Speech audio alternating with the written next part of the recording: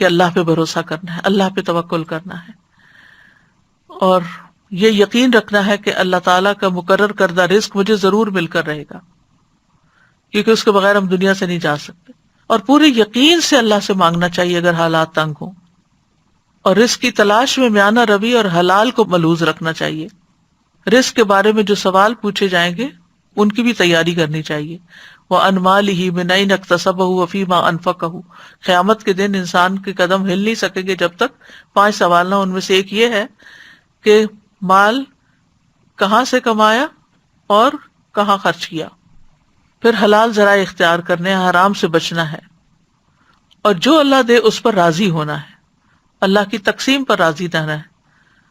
بندے سے اللہ بھی راضی ہو جاتا ہے، یعنی اگر ہم اللہ سے راضی ہوں گے، رضی اللہ عنہم ورضوا عنہ، پھر اللہ کے رزق پر قناعت کرنی چاہیے، رزق پا کر اسراف سے بچنا چاہیے۔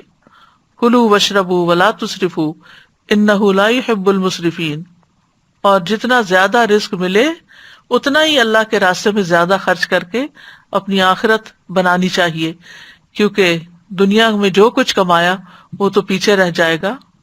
اللہ سبحانہ وتعالی ہم سب کو رزق حلال عطا فرمائے اور کبھی کسی کا محتاج نہ کرے۔